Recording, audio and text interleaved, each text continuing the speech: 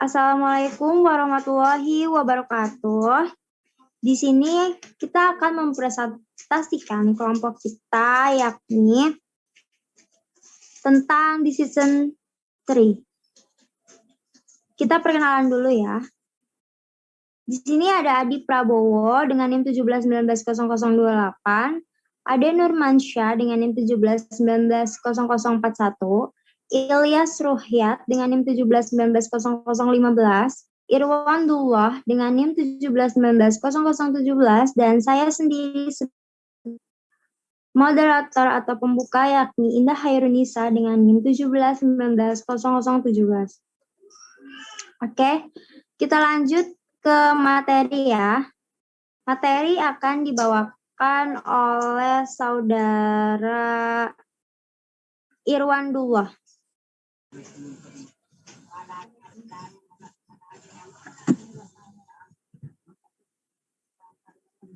Oke, di sini kita akan mulai dengan decision tree. Yang pertama itu konsep decision tree. Konsep dari decision tree adalah mengubah data menjadi aturan-aturan keputusan. Manfaat utama dari penggunaan decision tree adalah kemampuannya untuk membreakdown proses pengambilan keputusan yang kompleks menjadi lebih simpel, sehingga pengambilan keputusan akan lebih menginterpretasikan solusi dari permasalahan. Kalau fungsinya decision tree adalah berguna untuk mengeksplorasi data, menemukan hubungan tersembunyi antara sejumlah calon variabel input dengan sebuah variabel target. Decision tree memadukan antara eksplorasi data dan pemodelan sehingga sangat bagus sebagai langkah awal dalam proses pemodelan.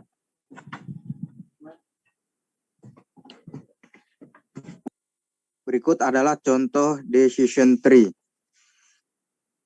Di sini kita bisa lihat ada 4 tabel, yaitu ada tabel refund, marital status, taxable income, dan cheat. Di sini masing-masing ada keterangannya, yaitu categorical, continuous, dan class. Oke, kita bisa mulai dari pohon yang pertama, yaitu kita dimulai dari refund. Refund sendiri, kita bisa mulai dengan melihat data di sampingnya, yaitu jika refundnya bernilai yes, maka di sini hasilnya cheatnya adalah no. Sebelumnya kita harus kelompokkan dulu nih. Di sini datanya ada refund, marital status, taxable income, dan cheat. Nah, marital status kita golongkan menjadi 2. Kita persempit menjadi 2. Awalnya yaitu single, married, dan divorce. Kita bisa golongkan karena single dan divorce itu sama-sama tidak memiliki pasangan. Dan satu lagi adalah married. Kita kelompokkan menjadi 2, yaitu single dan married. Kita mulai langsung ke tabel refund, yaitu jika refundnya bernilai yes, maaf, screen sebelumnya.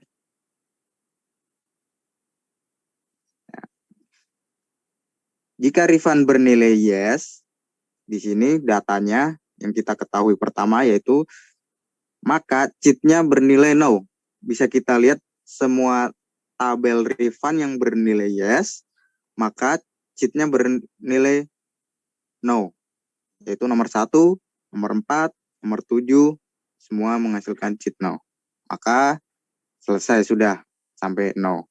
Berikutnya, jika refundnya bernilai no, maka kita mengambil tabel berikutnya, yaitu marital status. Di sini marital statusnya kita lihat datanya. Jika marital statusnya bernilai married, maka semuanya cheat-nya langsung ketemu, yaitu no. Bisa kita lihat yang marital statusnya merit dan refundnya bernilai no, maka cheatnya juga bernilai no. Kita lihat yang refund no dan status marital statusnya merit nomor 2, maka cheatnya bernilai no.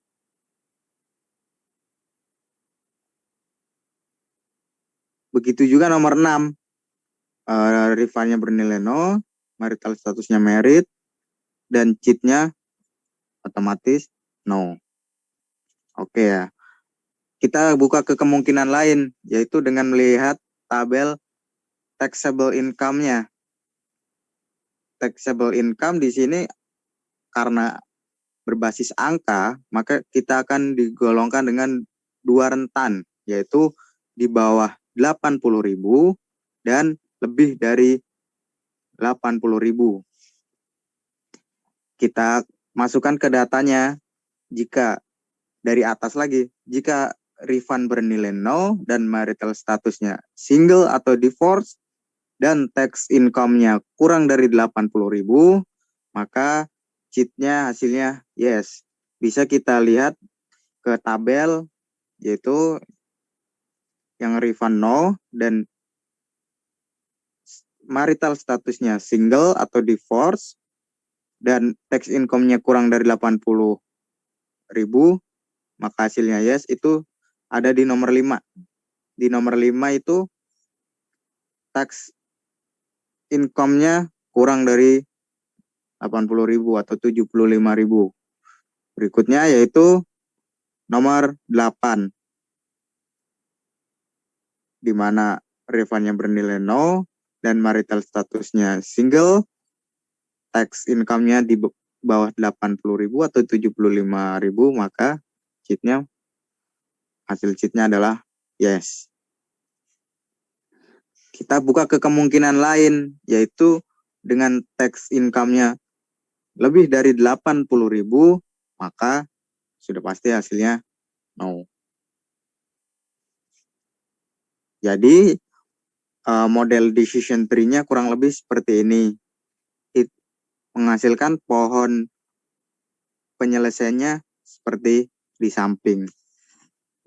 Oke, next.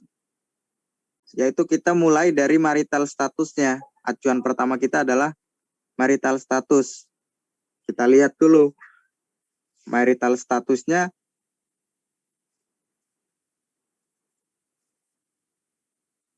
Jika dilihat dari marital statusnya, semua yang statusnya merit, maka cheatnya no. Bisa kita lihat nomor 2, nomor 4, nomor 6, dan nomor 9 itu kita udah ketemu ya. Marital statusnya merit, maka cheatnya no. Nah, bagaimana kalau yang marital statusnya single atau divorce? Kita ambil berarti di tabel refund. Di tabel refund itu kita ada pilihan, yaitu apabila marital statusnya single atau divorce dan refundnya yes, maka cheatnya hasilnya no. Bisa kita lihat yang marital statusnya single atau divorce dan refundnya yes, itu maka hasil cheatnya adalah no. Contohnya nomor 1 ya. Dari data tersebut kita refundnya yang kemungkinannya adalah no, dimana jika marital statusnya single atau divorce dengan refund no, maka kita harus pakai acuan tabel berikutnya, yaitu taxable income. Dari taxable income ini kita sudah dibagi menjadi 2 rentan, yaitu kurang dari 80.000 dan lebih dari 80.000. Yang kurang dari 80.000 semua cheatnya hasilnya yes. Bisa kita lihat di nomor 5. Nomor 5 itu marital statusnya divorce dan refundnya no, tax income-nya kurang dari 80.000, maka hasil cheatnya adalah yes. Begitupun yang tax income-nya lebih dari 80.000, maka hasilnya otomatis no. Maka dengan data yang sama dapat menghasilkan lebih dari satu pohon keputusan yang berbeda. Ya, inilah contoh yang kedua. Setelah ini kita aplikasikan datanya ke dalam soal. Oke, boleh next.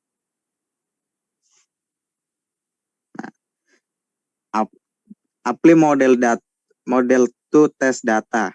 Ya, jadi kita tes data dari bagan pohon di samping, maka kita bisa memprediksi atau mengisi tes data yang sudah ada. Kita bisa tes data menggunakan datanya dulu. Refound-nya di sini no. Refound-nya no, berarti kita harus buka tabel berikutnya, yaitu marital statusnya kita lihat dulu, yaitu di sini merit. Maka langsung kita bisa diisi cheat-nya, hasilnya no. Begitu ya kira-kira. Dengan satu data tabel kita udah bisa menghasilkan lebih dari satu pohon keputusan. Begitupun apply model test to datanya, kita sudah bisa masukkan cheat-nya yaitu no dengan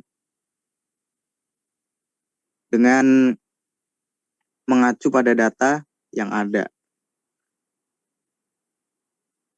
Oke, berikutnya bisa dilanjut. Kelebihan decision tree. 1. Dapat menemukan kombinasi data yang tidak terduga. Kedua, integrasi yang mudah ke dalam sistem basis data. Ketiga, memiliki akurasi yang baik. Keempat, lokasi keputusan yang sebelumnya sangat kompleks dan sangat global dapat dibuat dengan lebih sederhana dan lebih spesifik. Yang kelima, dapat menghilangkan perhitungan yang tidak diperlukan. Dikarenakan dengan metode ini, sampel hanya akan diuji berdasarkan kriteria ataupun kelas tertentu.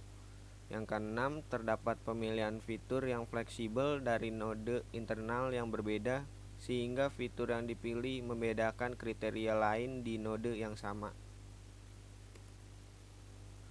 Kekurangan dari decision tree. Yang pertama, tumpang tindih yang terjadi terutama ketika sangat banyak kelas dan kriteria yang digunakan. Ini dapat menyebabkan waktu keputusan yang lebih lama dan memori yang dibutuhkan lebih banyak. Yang kedua, perhitungan jumlah kesalahan dari setiap level dalam pohon keputusan lumayan besar. Ketiga, kesulitan dalam merancang pohon keputusan yang optimal. Yang keempat, hasil kualitas keputusan yang didapat dengan menggunakan metode pohon keputusan sangat tergantung kepada bagaimana pohon itu dirancang.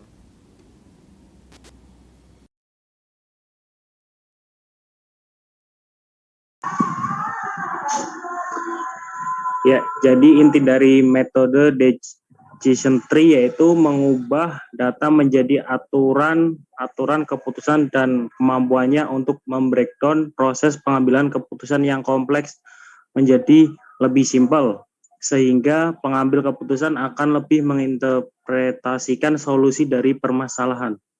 Ya, sekian dan terima kasih presentasi dari kelompok kami.